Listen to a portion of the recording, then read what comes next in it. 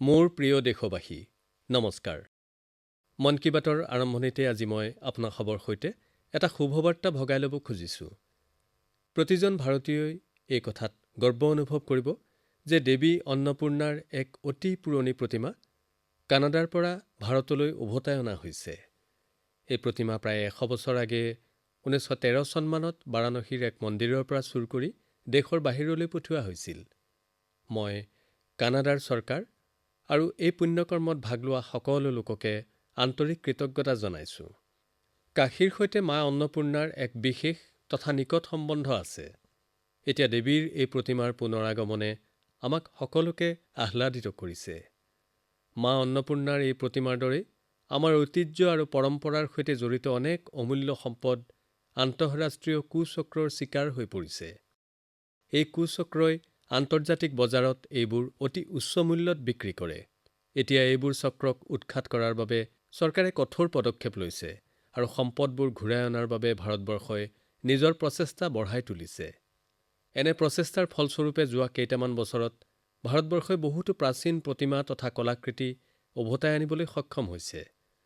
মা অন্নপূৰ্ণাৰ প্ৰতিমা উদ্ধাৰ এনে এটা সময়ত হৈছে যি সময়ত আজি কিছুদিন পূৰ্বে বিশ্ব ঐতিহ্য সপ্তাহ পালন কৰা হৈছে। সংস্কৃতি প্ৰেমীসকলৰ বাবে বিশ্ব ঐতিহ্য সপ্তাহ পুৰণি দিনলৈ উভতি চোৱাৰ সময়। সেই সময়ৰ ইতিহাসত ভুমুকি মৰাৰ সময়। মুঠতে এক সুন্দৰ সুযোগ আৰু সংযোগৰ সময়। কৰোনাৰ এই সংকটকালতো এইবাৰ আমি নতুন পদ্ধতি অৱলম্বন কৰি বিশ্ব ঐতিহ্য সপ্তাহ উদযাপন কৰা প্ৰত্যক্ষ কৰিলোঁ। সংকটৰ সময়ত সংস্কৃতিয়ে বৰ ডাঙৰ সহায় কৰে। সংকট মোচনৰ বাট দেখুৱায়। প্ৰযুক্তিবিদ্যাৰ মাধ্যমেৰে কলা সংস্কৃতিয়ে এক প্ৰকাৰ আৱেগিক সঞ্জীৱনৰ সৃষ্টি কৰে। আজি দেশৰ বহুতো যাদুঘৰ আৰু পুথিভঁৰালে নিজৰ সকলো কাৰ্য ডিজিটেল পদ্ধতিৰে সম্পন্ন কৰাৰ প্ৰচেষ্টা হাতত লৈছে। দিল্লীত আমাৰ ৰাষ্ট্ৰীয় সংগ্ৰহালয়ে এই সন্দৰ্ভত প্ৰশংসনীয় পদক্ষেপ লৈছে। এই সংগ্ৰহালয়ে প্ৰায় 10টা ভাৰ্চুৱেল গেলেৰী প্ৰৱৰ্তন কৰাৰ কামত আগবাঢ়িছে। এয়া সুখবৰ নহয়নে বাৰু? আপুনি এতিয়া নিজৰ ঘৰতে বহি দিল্লীৰ ৰাষ্ট্ৰীয় সংগ্ৰহালয়ত থকা এই গেলেৰীসমূহ ভ্ৰমণ কৰিব পাৰিব। যেনেকৈ এটা বা ততোধিক সাংস্কৃতিক ঐতিহ্যক প্ৰযুক্তিবিদ্যাৰ প্ৰয়োগেৰে অধিক লোকৰ মাজলৈ লৈ যোৱাটো সম্ভৱ হৈছে, সেইদৰে তেনেবোৰ সম্পদৰ সংৰক্ষণৰ ক্ষেত্ৰতো প্ৰযুক্তিবিদ্যাই উল্লেখনীয় ভূমিকা লৈছে। অলপতে এটা আকৰ্ষণীয় প্ৰকল্পৰ কথা পঢ়িছিলোঁ। নৰৱেৰ উত্তৰে স্বালবাৰ্ড নামৰ এটা দ্বীপ আছে। এই দ্বীপতে আৰ্কটিক ৱৰ্ল্ড আৰ্কাইভ নামৰ এটা প্ৰকল্প নিৰ্মাণ কৰা হৈছে। এই আৰ্কাইভত বহুমূলীয়া হেৰিটেজ ডেটা এনেদৰে সংৰক্ষিত কৰি ৰখা হৈছে যাতে এইবোৰ কোনো ধৰণৰ প্ৰাকৃতিক কিংবা মানৱসৃষ্ট দুৰ্ঘটনাৰ চিকাৰ হ'ব নোৱাৰে। অলপতে এই কথাও জানিব পৰা গৈছে যে অজন্তা গুহাসমূহৰ কলাকৃতিসমূহকো ডিজিটাইজ কৰাৰ বাবে এই প্ৰকল্পৰ সহায় লোৱা হৈছে। ইয়াত অজন্তা গুহাসমূহৰ সম্পূৰ্ণ ছবি চাবলৈ পোৱা যাব। ইয়াত ডিজিটেলাইজড আৰু ৰেষ্টৰ্ড পেইণ্টিংছৰ লগতে সংশ্লিষ্ট দলিল আৰু উক্তিসমূহো সন্নিৱিষ্ট হ'ব। বন্ধুসকল, মহামাৰীয়ে যেনেদৰে আমাৰ কাম কৰাৰ পদ্ধতিৰ পৰিৱৰ্তন সাধিলে, তেনেদৰে প্ৰকৃতিক নতুন দৃষ্টিৰে চাবলৈও শিকালে। প্ৰকৃতিক উপলব্ধি কৰাৰো মানসিকতা সলনি হৈ পৰিল। বৰ্তমান আমি শীতকালৰ সন্মুখীন হৈছোঁ হওক। আমি এতিয়া প্ৰকৃতিৰ বিভিন্ন ৰূপ দেখিবলৈ পাম হওক। যোৱা কিছুদিনৰ পৰা ইণ্টাৰনেটত চেৰী ব্লছমৰ ছবি ভাইৰেল হৈ পৰিছে। আপুনি হয়তো ভাবিছে যে মই জাপানৰ প্ৰসিদ্ধ চেৰী ব্লছমৰ কথা কৈ আছোঁ। কিন্তু নহয়, এয়া জাপানৰ আলোকচিত্ৰ নহয়। এয়া হৈছে আমাৰ মেঘালয়ৰ শ্বিলঙৰ ছবি। মেঘালয়ৰ সৌন্দৰ্য এই চেৰী ব্লছমে যেন আৰু বঢ়াই তুলিছে। বন্ধুসকল, চলিত মাহৰ 12 তাৰিখৰ পৰা ডক্টৰ ছেলিম আলী মহোদয়ৰ 125 সংখ্যক জয়ন্তী উদযাপন সমাৰোহ আৰম্ভ হৈছে। ডক্টৰ ছেলিমে পক্ষী নিৰীক্ষণৰ ক্ষেত্ৰত উল্লেখনীয় কাম কৰিছিল। বিশ্বৰ বিভিন্ন দেশৰ পক্ষীপ্ৰেমীক ভাৰতবৰ্ষলৈ আনিবলৈ প্ৰচেষ্টা চলাইছিল। মই সৰ্বদাই পক্ষী নিৰীক্ষকসকলৰ প্ৰশংসক। বহু ধৈৰ্যৰ সৈতে তেওঁলোকে ঘণ্টাৰ পিছত ঘণ্টা ধৰি পুৱাৰ পৰা গধূলিলৈকে প্ৰকৃতিৰ অপূৰ্ব নয়নাভিৰাম দৃশ্য উপভোগ কৰে আৰু নিজৰ জ্ঞান সমাজত বিলায়। ভাৰততো বহুত বাৰ্ড ৱাচিং ছ'চাইটি সক্ৰিয় হৈ আছে। আশা কৰোঁ আপোনালোকো এই কাৰ্যৰ সৈতে জড়িত হৈ পৰিব। এই ব্যস্ততাপূৰ্ণ জীৱনত মোৰো যোৱা কিছুদিনত কেৱড়িয়াত পক্ষীকুলৰ মাজত সময় কটোৱাৰ স্মৰণীয় সুযোগ লাভ কৰাৰ সৌভাগ্য হৈছিল। চৰাই চিৰিকটিৰ মাজত কটোৱা সময়ে আপোনাক প্ৰকৃতিৰ সৈতে একাত্ম হোৱাৰ সুযোগ প্ৰদান কৰিব আৰু পাৰিপাৰ্শ্বিকতাৰ প্ৰতিও সজাগ কৰি তুলিব। মোৰ প্ৰিয় দেশবাসী, ভাৰতৰ সংস্কৃতি আৰু শাস্ত্ৰ সৰ্বদাই সমগ্ৰ বিশ্বৰ বাবে আকৰ্ষণৰ কেন্দ্ৰবিন্দু হৈ আছে। বহুতো লোক গৱেষণাৰ বাবে ভাৰতবৰ্ষলৈ আহে আৰু আমাৰ দেশৰ মায়াত বন্দী হৈ ইয়াতেই থাকি যায়। কোনোৱে আকৌ নিজৰ দেশলৈ ঘূৰি গৈ আমাৰ সংস্কৃতিৰ বাহক হৈ পৰে।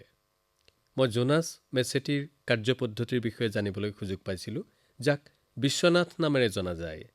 জোনাছে ব্ৰাজিলত মানুহৰ মাজত বেদান্ত দৰ্শন আৰু গীতাৰ মৰ্মাৰ্থ প্ৰচাৰ কৰে। তেওঁ বিশ্ববিদ্যা নামৰ এটা সংস্থা সঞ্চালন কৰে, যি সংস্থা ৰিঅ' ডি জেনেইৰোৰ পৰা কেইঘণ্টামানৰ দূৰত্বত পেট্ৰপলিছ নামৰ পাহাৰত অৱস্থিত। জোনাছ মেকানিকেল ইঞ্জিনিয়াৰিং পাঠ্যক্ৰম সমাপ্ত কৰাৰ পিছত ষ্টক মাৰ্কেটত নিজৰ কোম্পানীৰ কামত ৰত আছিল। পাছলৈ তেওঁ ভাৰতীয় সংস্কৃতি, বিশেষকৈ বেদান্ত দৰ্শনৰ প্ৰতি আকৃষ্ট হৈ পৰিল। ষ্টকৰ পৰা আৰম্ভ কৰি স্পিৰিচুৱেলিটিলৈকে কৰা তেওঁৰ যাত্ৰা বাস্তৱিকতে এক দীঘলীয়া যাত্ৰা আছিল। জোনাছ ভাৰতত বেদান্ত দৰ্শনৰ অধ্যয়ন কৰি কইম্বাটুৰৰ আৰ্য বিদ্যা গুৰুকুলত আছিল। জোনাছৰ আৰু এক বিশেষত্ব আছে। তেওঁ নিজৰ বাৰ্তা ভৱিষ্যতলৈ কঢ়িয়াই নিয়াৰ বাবে প্ৰযুক্তিৰ প্ৰয়োগ কৰিছে। তেওঁ নিয়মিতভাৱে অনলাইন অনুষ্ঠান কৰে, প্ৰতিদিনে পডকাষ্ট কৰে। বিগত 7 বছৰত জোনাছে বেদান্ত বিষয়ত বিনামূলীয়া মুক্ত পাঠ্যক্ৰমৰ জৰিয়তে 1.5 লাখতকৈও অধিক শিক্ষাৰ্থীক পাঠদান কৰিছে। জোনাছে কেৱল এক ডাঙৰ কাম কৰাই নহয়, এনে এটি ভাষাত এই কাম কৰি আছে, যি ভাষা বুজি পোৱা মানুহৰ সংখ্যা সৰহ। মানুহৰ মাজত কৰোনা আৰু কোৱাৰেণ্টাইনৰ সময়ত বেদান্তই কিদৰে সহায় কৰিব পাৰে, এই বিষয়েও চৰ্চা হৈছে। মন কী বাতৰ জৰিয়তে মই জোনাছক তেওঁৰ এই প্ৰয়াসৰ বাবে ধন্যবাদ জ্ঞাপন কৰিছোঁ আৰু ভৱিষ্যতে তেওঁৰ দ্বাৰা হ'বলগীয়া এনে প্ৰকল্পৰ বাবে শুভকামনা জনাইছোঁ। বন্ধুসকল, এতিয়া অন্য এক খবৰে আপোনালোকৰ নিশ্চয় দৃষ্টি আকৰ্ষণ কৰিছে।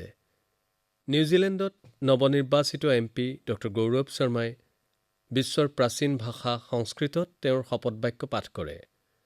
এজন ভাৰতীয় হিচাপে ভাৰতীয় সংস্কৃতিৰ এনে প্ৰসাৰৰ বাবে আমি গৌৰৱবোধ কৰিছোঁ।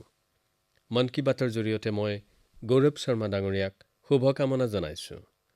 আশা কৰোঁ তেওঁ নিউজিলেণ্ডৰ লোকসকলৰ সেৱাৰ ক্ষেত্ৰত এক নতুন অভিজ্ঞতা আহৰণ কৰিব। প্ৰিয় দেশবাসী, কাইলৈ 30 নৱেম্বৰ তাৰিখে আমি শ্ৰী গুৰু নানক দেৱৰ 551 সংখ্যক জয়ন্তী পালন কৰিম। সমগ্ৰ বিশ্বতে গুৰু নানকৰ আদৰ্শই প্ৰভাৱ বিস্তাৰ কৰিছে। ভেংকুভাৰৰ পৰা ৱেলিংটন, ছিংগাপুৰৰ পৰা দক্ষিণ আফ্ৰিকালৈকে তেখেতৰ বাণী শুনিবলৈ পোৱা যায়। গুৰু গ্ৰন্থ চাহিবত কৈছে, সেৱকৰ কাম সেৱা কৰা। বিগত কিছু বছৰত এজন সেৱক হিচাপে আমিও বহুখিনি কৰাৰ সুযোগ পালোঁ। গুৰু নানক দেৱৰ 550 সংখ্যক জয়ন্তী, শ্ৰী গুৰু গোবিন্দ সিংজীৰ 350 সংখ্যক জয়ন্তী, অহা বছৰত শ্ৰী গুৰু টেগ বাহাদুৰজীৰ 400 বছৰীয়া জয়ন্তী। মই অনুভৱ কৰোঁ, এয়া গুৰু চাহেবৰে কৃপা যে তেখেতে নিজ কৰ্মৰ লগত মোক জড়িত কৰিলে। বন্ধুসকল, আপোনালোকে জানেনে যে কচ্ছত এক গুৰুদ্বাৰ আছে, লখপত গুৰুদ্বাৰ চাহিব। শ্ৰী গুৰু নানকজীয়ে লখপত গুৰুদ্বাৰা চাহিবত জিৰণি লৈছিল। 2001 চনৰ ভূমিকম্পত এই গুৰুদ্বাৰ ক্ষতিৰ সন্মুখীন হৈছিল। এয়া গুৰু চাহিবৰে কৃপা যে মই ইয়াৰ মেৰামতি কৰিব পাৰিলোঁ। কেৱল গুৰুদ্বাৰৰ মেৰামতিয়েই নহয়, ইয়াৰ গৌৰৱো পুনৰ স্থাপন কৰা হ'ল। আমি সকলোৱে গুৰু চাহিবৰ আশীৰ্বাদ পালোঁ। লখপত গুৰুদ্বাৰৰ এই সংৰক্ষণৰ প্ৰয়াসৰ বাবেই 2004 চনত UNESCO Asia Pacific heritage award আৰু এৱাৰ্ড অৱ ডিষ্টিংশ্যন প্ৰদান কৰা হ'ল। মেৰামতিৰ সময়ত শিল্পৰ সৈতে জড়িত কাৰুকাৰ্যৰ প্ৰতি চকু দিয়াৰ লগতে গুৰুদ্বাৰ পুনৰ নিৰ্মাণ কাৰ্যত শিখ সম্প্ৰদায়ৰ লোকসকলৰ সক্ৰিয় অংশগ্ৰহণ আদি কাৰ্যই বঁটা প্ৰদানৰ জৰুৰী দৃষ্টি আকৰ্ষণ কৰিছিল। মই মুখ্যমন্ত্ৰী নহওঁতেই লখপত গুৰুদ্বাৰ দৰ্শনৰ সৌভাগ্য হৈছিল। মই সেই স্থান পৰিদৰ্শন কৰি অসীম শক্তি লাভ কৰোঁ। এই গুৰুদ্বাৰ দৰ্শন কৰি সকলো ধন্য হয়। মই কৃতজ্ঞ যে গুৰু চাহিবে মোক সেৱা কৰাৰ সুযোগ দিছে। যোৱা বছৰ নৱেম্বৰত কৰ্টাৰপুৰ চাহিব কৰিডৰৰ শুভ উদ্বোধন এক ঐতিহাসিক ঘটনা। এয়া মই ওৰেটো জীৱন মোৰ হৃদয়ত সজাই থ'ম। আমাৰ এই সৌভাগ্য যে শ্ৰী দৰবাৰ চাহিবৰ সেৱাৰ সুযোগ পালোঁ। বিদেশত বাস কৰা শিখ ভাই ভনীৰ বাবে এতিয়া দৰবাৰ চাহিবৰ সেৱাৰ নিমিত্তে ৰাশি প্ৰেৰণ কৰা সহজ হৈ পৰিল। এই পদক্ষেপৰ বাবেই বিশ্বৰ ভক্তসকলৰ বাবে দৰবাৰ চাহিব একেবাৰে ওচৰৰ হৈ পৰিল। বন্ধুসকল, গুৰু নানকজীয়ে লংগৰ পৰম্পৰাৰ প্ৰচলন কৰিছিল আৰু আজি আমি দেখিছোঁ সমগ্ৰ বিশ্বত শিখ সম্প্ৰদায়ে কৰোনাৰ সময়ছোৱাত কিদৰে বিভিন্নজনক খাদ্যৰ যোগান ধৰি এই পৰম্পৰা অব্যাহত ৰাখিছে। মানৱৰ সেৱাৰ এই পৰম্পৰাই আমাক সদায়ে প্ৰেৰণা যোগাব। মই কামনা কৰোঁ যেন আমি সকলোৱেই সেৱকৰ দৰে কাম কৰি যাওঁ হওক। গুৰু চাহিবে মোৰ লগতে দেশবাসীৰ পৰা এনে সেৱা লাভ কৰি থাকক। পুনৰ এবাৰ গুৰু নানক জয়ন্তী উপলক্ষে শুভকামনা।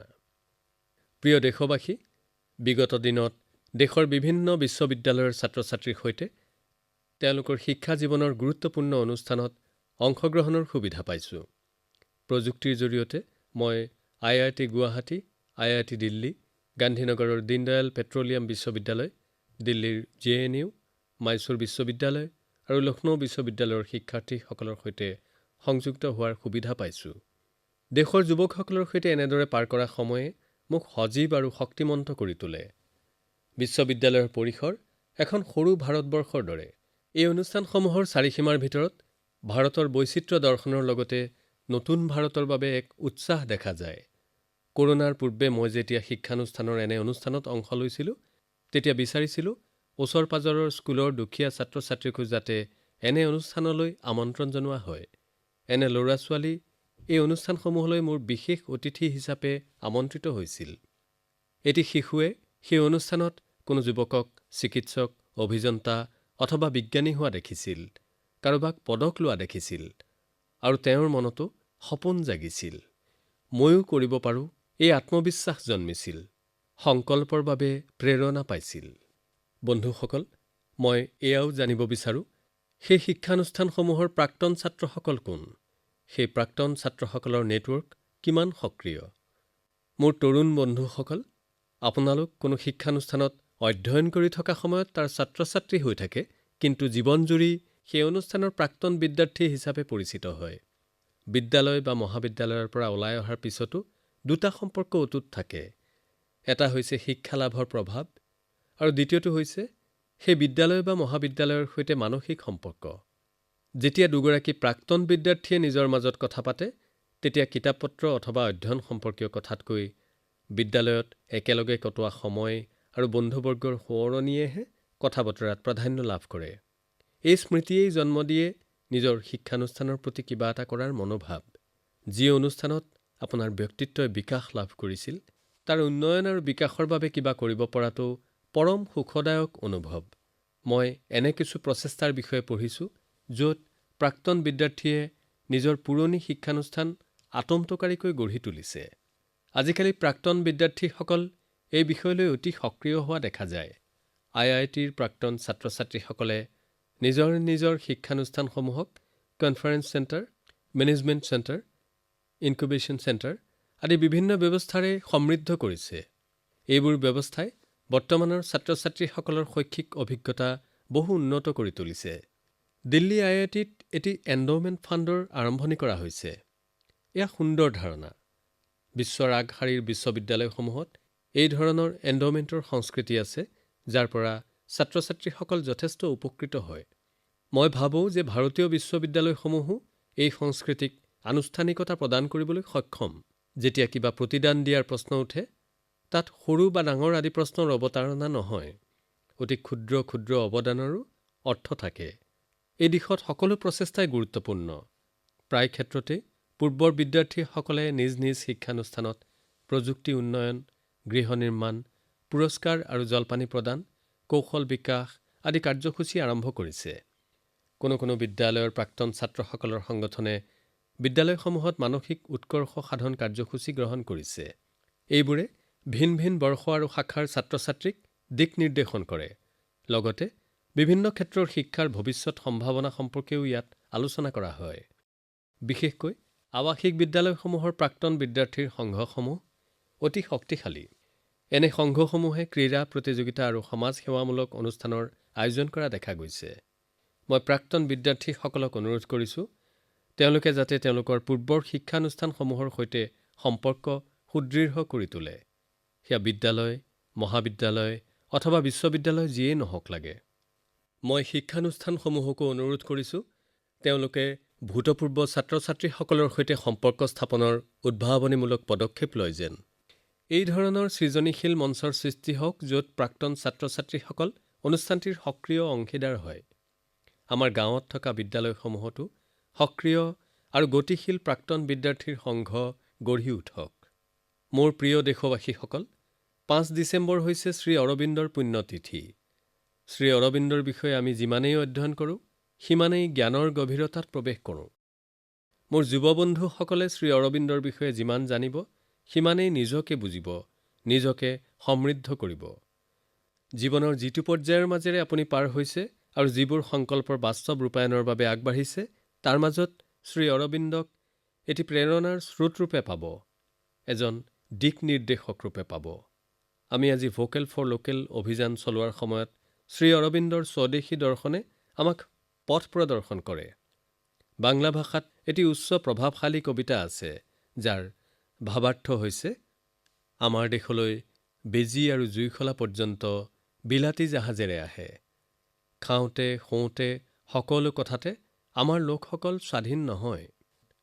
তেখেতে কৈছিল যে স্বদেশীৰ অৰ্থ হৈছে ভাৰতীয় শ্ৰমিক আৰু কাৰিকৰৰ উৎপাদিত সামগ্ৰীক জীৱনত প্ৰাথমিকতা দিয়া। এনে নহয় যে শ্ৰী অৰবিন্দই বিদেশৰ কোনো কথাকেই শিক্ষাৰূপে লোৱাৰ বিৰোধী আছিল। য'তেই কোনো নতুন উদ্ভাৱন হৈছে তাৰ পৰা আমি শিকনি লওঁ আৰু আমাৰ দেশৰ প্ৰগতিৰ বাবে কামত লগা সকলো কথাতে আমি সহযোগ কৰোঁ। এয়াই হৈছে আত্মনিৰ্ভৰ ভাৰত অভিযানৰ ভোকেল ফৰ লোকেল মন্ত্ৰৰ অন্তৰ্নিহিত ভাৱনা। বিশেষকৈ স্বদেশী বস্তুৰ ব্যৱহাৰৰ বিষয়ে তেখেতে যিখিনি কৈ থৈ গৈছে সেয়া সকলো দেশবাসীয়ে পঢ়া উচিত। বন্ধুসকল, শিক্ষা সম্পৰ্কীয় শ্ৰী অৰবিন্দৰ অভিমত অতি স্পষ্ট। তেখেতে শিক্ষাৰ মূল্য মাথো কিতাপৰ জ্ঞান, ডিগ্ৰী আৰু এটি জীৱিকাৰ মাজতে আবদ্ধ বুলি ভবা নাছিল।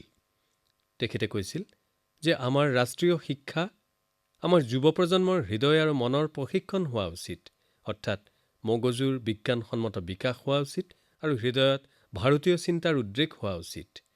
তেতিয়াহে এজন তৰুণ দেশৰ এগৰাকী উৎকৃষ্ট নাগৰিক হ'ব পাৰিব। শ্ৰী অৰবিন্দই ৰাষ্ট্ৰীয় শিক্ষা সম্পৰ্কে যি কৈছিল আৰু যি আশা কৰিছিল তাকেই আজি নতুন ৰাষ্ট্ৰীয় শিক্ষানীতিৰ জৰিয়তে কাৰ্যৰূপায়ণ কৰিবলৈ বিচৰা হৈছে। মোৰ প্ৰিয় দেশবাসীসকল, ভাৰতত কৃষি আৰু ইয়াৰ সৈতে জড়িত বিষয়সমূহত নতুন নতুন মাত্ৰা জড়িত হ'ব ধৰিছে। যোৱা কিছুদিন আগেয়ে হোৱা কৃষি ক্ষেত্ৰৰ সংস্কাৰৰ যোগেদি সম্ভাৱনাৰ নতুন দুৱাৰ মুকলি হৈছে। বহু বছৰ ধৰি কৃষকসকলে যি দাবী কৰি আহিছিল আৰু যিবোৰ পূৰণৰ বাবে সময়ে সময়ে বিভিন্ন ৰাজনৈতিক দলে প্ৰতিশ্ৰুতি দিছিল সেয়া পূৰণ কৰা হ'ল। বহু আলোচনা বিলোচনাৰ পিছত ভাৰতৰ সংসদে কৃষি সংস্কাৰৰ বাবে আইন প্ৰণয়ন কৰিছে। এই সংস্কাৰৰ দ্বাৰা কৃষকসকল মাথো বন্ধনমুক্তই হোৱা নাই, তেওঁলোকে নতুন অধিকাৰো লাভ কৰিছে। এই অধিকাৰে অতি কম সময়ৰ ভিতৰতে কৃষকসকলৰ সমস্যা লাঘৱ কৰা দেখা গৈছে। মহাৰাষ্ট্ৰৰ ধুলে জিলাৰ কৃষক জিতেন্দ্ৰ ভৈজীয়ে নতুন কৃষি আইন কিদৰে ব্যৱহাৰ কৰিছে সেয়া আপোনালোকে জনা উচিত। জিতেন্দ্ৰ ভৈজীয়ে মাকৈৰ খেতি কৰিছিল। তেওঁ উচিত মূল্যৰ বিনিময়ত ফচলখিনি বেপাৰীক বিক্ৰী কৰিবলৈ মনস্থ কৰিলে। ফচলখিনিৰ সৰ্বমুঠ মূল্য ৩,৩২,০০০ টকা নিৰূপিত হ'ল। জিতেন্দ্ৰ ভৈজীক ৫০,০০০ টকা আগধন ৰূপে দিয়া হ'ল। বাকী ধনৰাশি ১৫ দিনৰ অন্তত দিয়া হ'ব বুলি ঠিৰাং হ'ল। কিন্তু পাছলৈ বিৰূপ পৰিস্থিতি সৃষ্টি হোৱাৰ বাবে বাকী ধনৰাশি জিতেন্দ্ৰ ভৈজীয়ে লাভ নকৰিলে। কৃষকৰ পৰা ফচল ক্ৰয় কৰি মাহৰ পিছত মাহ জুৰি কৃষকক ধন পৰিশোধ নকৰাটো পৰম্পৰাত পৰিণত হৈছিল। একেদৰে জিতেন্দ্ৰ ভৈজীয়েও ৪ মাহ অপেক্ষা কৰাৰ পিছতো ফচলৰ বাবদ ধন লাভ নকৰিলে। যোৱা ছেপ্টেম্বৰ মাহত গৃহীত এই কৃষি আইনখনে এনে পৰিস্থিতিত জিতেন্দ্ৰ ভৈজীক সহায় কৰিলে। এই আইনখনৰ জৰিয়তে ফচল ক্ৰয় কৰাৰ ৩ দিনৰ ভিতৰতে কৃষকক মূল্য পৰিশোধ কৰাৰ ব্যৱস্থা কৰা হৈছে। অন্যথা কৃষকে অভিযোগ দাখিল কৰাৰ ব্যৱস্থাও আইনখনত দিয়া হৈছে। আইনখনত আৰু এটা ব্যৱস্থাও আছে, সেইটো হ'ল অঞ্চলটোৰ মহকুমাধিপতিগৰাকীয়ে এমাহৰ ভিতৰতে এনেধৰণৰ গোচৰ নিষ্পত্তি কৰিব লাগিব। কৃষকৰ সপক্ষে এনে এখন আইন থকাৰ পৰিপ্ৰেক্ষিতত জিতেন্দ্ৰ ভৈজীয়েও অভিযোগ দাখিল কৰিলে আৰু কেইদিনমানৰ ভিতৰতে ফলাফলো লাভ কৰিলে। তেওঁক দিবলৈ থকা ধনৰাশি তেওঁ লাভ কৰিবলৈ সক্ষম হ'ল। আইনখনৰ বিষয়ে সম্পূৰ্ণ জ্ঞাত আছিল বাবেই আইনখন জিতেন্দ্ৰ ভৈজীৰ শক্তিস্বৰূপ হৈ উঠিল। যিকোনো ক্ষেত্ৰতে বিভ্ৰান্তি আৰু উৰাবাতৰিক প্ৰশ্ৰয় নিদি যিকোনো বিষয়ৰ সম্যক জ্ঞান অৰ্জন প্ৰতিগৰাকী ব্যক্তিৰ বাবে এক শক্তিশালী অৱলম্বন হৈ উঠে। ৰাজস্থানৰ বাৰাং জিলাৰ মহম্মদ আসলামেও কৃষকৰ মাজত সচেতনতা বৃদ্ধিৰ বাবে এনেকুৱা এটা কামকে কৰি আছে। তেওঁ স্থানীয় কৃষক উৎপাদন সংঘ এটাৰ মুখ্য কাৰ্যবাহী বিষয়া। হয়, ঠিকেই শুনিছে আপোনালোকে, মুখ্য কাৰ্যবাহী বিষয়া। এতিয়া গাঁও অঞ্চলৰ কৃষক সংগঠনবোৰতো একোজন মুখ্য কাৰ্যবাহী বিষয়া থকা কথাটো শুনি নিশ্চয় আমাৰ ডাঙৰ ডাঙৰ কোম্পানীসমূহৰ মুখ্য কাৰ্যবাহী বিষয়াসকলেও সন্তোষ লাভ কৰিব। এইগৰাকী মহম্মদ আসলামে অনেক কৃষকক একগোট কৰি এটা হোৱাটছএপ গোট খুলিলে। এই গোটটোৰ মাধ্যমেৰে তেওঁ ওচৰ-পাজৰৰ বজাৰত কি দৰ চলি আছে সেই বিষয়ে কৃষকসকলক অৱগত কৰায়। তেওঁৰ নিজস্ব কৃষক উৎপাদন সংস্থাটোৱেও কৃষকৰ পৰা ফচল ক্ৰয় কৰে। ফলত কৃষকসকলেও এটা সুচিন্তিত সিদ্ধান্ত ল'ব পাৰে। বন্ধুসকল, সজাগতা আছে যদি সজীৱতাও আছে। নিজৰ সচেতনতা আৰু সজাগতাৰে হেজাৰজনৰ জীৱনক প্ৰভাৱিত কৰা এনে এগৰাকী ব্যক্তি হ'ল কৃষি উদ্যমী শ্ৰী বীৰেন্দ্ৰ যাদৱ ডাঙৰীয়া। তেওঁ এসময়ত অষ্ট্ৰেলিয়াত আছিল। ২ বছৰ পূৰ্বে ভাৰতলৈ উভতি আহি বৰ্তমান হাৰিয়ানাৰ কেইথলত বাস কৰে। অন্যসকলৰ দৰে তেওঁৰ বাবেও খেতি চপোৱাৰ পাছৰ অৱশিষ্টসমূহে সমস্যাৰ সৃষ্টি কৰিলে। বহুতেই এইটো সমস্যা সমাধানৰ বাবে বিভিন্ন ধৰণে কাম কৰি আছে। কিন্তু আজিৰ মন কী বাতত মই বিশেষভাৱে বীৰেন্দ্ৰ যাদৱৰ বিষয়ে ক'ব খুজিছোঁ, কিয়নো এই সমস্যাটো সমাধানৰ বাবে তেওঁ কৰা প্ৰচেষ্টা একক আৰু অনন্য। ইয়াৰ বাবে তেওঁ কৃষি বিভাগৰ আৰ্থিক সাহায্যৰে এটা ষ্ট্ৰ বেইলাৰ মেচিন কিনিলে। মেচিনটোৰ সহায়ত তেওঁ ধানৰ নৰা আদি অৱশেষসমূহ ডাঙৰ ডাঙৰ মুঠা কৰি বান্ধিলে আৰু এগ্ৰ এনাৰ্জি প্লেণ্ট আৰু কাগজ কলত এইবোৰ বিক্ৰী কৰাৰ ব্যৱস্থা কৰিলে। শুনি আচৰিত হ'ব যে ২ বছৰত তেওঁ সৰ্বমুঠ ২.৫ কোটি টকাৰ ব্যৱসায় কৰিলে আৰু প্ৰায় ৫০ লাখ টকা লাভ কৰিবলৈ সক্ষম হ'ল। যিসকল খেতিয়কৰ পৰা বীৰেন্দ্ৰ যাদৱে ধানৰ নৰা আদি অৱশেষ ক্ৰয় কৰিলে সেই খেতিয়কসকলো আৰ্থিকভাৱে লাভান্বিত হ'ল। আৱৰ্জনাৰ পৰা সোণ উৎপাদন কৰাৰ কথা আমি শুনিছোঁ, কিন্তু ধানৰ নৰাৰ পৰা উদ্ভৱ হোৱা সমস্যাৰ সমাধান কৰি অৰ্থ আৰু পুণ্য দুয়োটাই লাভ কৰাটো সঁচাকৈয়ে এক অনন্য দৃষ্টান্ত। যুৱক-যুৱতীসকলক, বিশেষকৈ কৃষি বিজ্ঞান অধ্যয়নৰত যুৱক-যুৱতীসকলক মই ক'ব খোজোঁ, তেওঁলোকে যাতে গাঁৱলৈ গৈ কৃষকসকলক আধুনিক কৃষিৰ বিষয়ে জনায় আৰু লগতে কৃষি ক্ষেত্ৰত হোৱা আমূল পৰিৱৰ্তনৰ বিষয়েও কয় আৰু দেশখনত হোৱা এই পৰিৱৰ্তনৰ সমভাগী হয়। মোৰ প্ৰিয় দেশবাসী, মন কী বাত অনুষ্ঠানত আমি বিভিন্ন বিষয়ৰ আলোচনা কৰোঁ। কিন্তু এবছৰ পূৰ্ণ হোৱা এটা বিষয় আছে যিটোৰ উল্লেখ আমি আনন্দ সহকাৰে কৰিব নোখোজোঁ। বিশ্বত কৰোনাৰ প্ৰথমটো সংক্ৰমণৰ আজি প্ৰায় এবছৰেই হ'লহি। তেতিয়াৰ পৰা এতিয়ালৈ বিশ্বই অনেক উত্থান-পতন দেখিলে। লকডাউনৰ অৱসান ঘটিল। এতিয়া প্ৰতিষেধকৰ গৱেষণা অব্যাহত আছে। কিন্তু কৰোনাৰ ক্ষেত্ৰত যিকোনো ধৰণৰ অসাৱধানতা এতিয়াও ঘাতক স্বৰূপ। কৰোনাৰ বিৰুদ্ধে আমাৰ এই যুদ্ধ আমি শক্তিশালী ৰূপত চলাই যাব লাগিব। বন্ধুসকল, অহা ৬ ডিচেম্বৰৰ দিনা বাবা আম্বেদকাৰৰ স্মৃতি দিৱস। এই দিনটোত বাবা আম্বেদকাৰক শ্ৰদ্ধাঞ্জলি জনোৱাৰ লগতে দেশৰ বাবে আমাৰ সংকল্প আৰু সংবিধানে নাগৰিক ৰূপে আমাক প্ৰদান কৰা কৰ্তব্যসমূহৰ বিষয়েও আমি স্মৰণ কৰা উচিত। দেশৰ বিভিন্ন অঞ্চলত শীতৰ প্ৰকোপ বাঢ়িবলৈ লৈছে। নানা ঠাইত তুষাৰপাতো হৈছে। এই সময়ত আমি নিজে সাৱধানে থকাৰ লগতে শিশু আৰু বয়সস্থসকলৰ বিশেষ যত্ন লোৱা উচিত।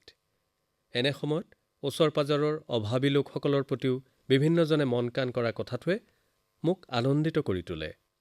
অভাৱীজনক গৰম কাপোৰ আদি যোগান ধৰি বিভিন্নজনে সহায় কৰিছে। অসহায় জীৱ-জন্তুবোৰেও শীতকালত নানা অসুবিধা ভোগ কৰিব লগা হয়। জীৱ-জন্তুৰ সহায়ৰ বাবে বিভিন্নজন আগবাঢ়ি আহিছে। বিশেষকৈ আমাৰ যুৱচাম এনেধৰণৰ কাম-কাজত অতিশয় সক্ৰিয়ভাৱে জড়িত।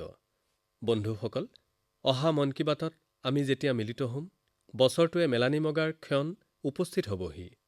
নতুন বিশ্বাস, নতুন আশাৰ সৈতে আমি আগবাঢ়িম।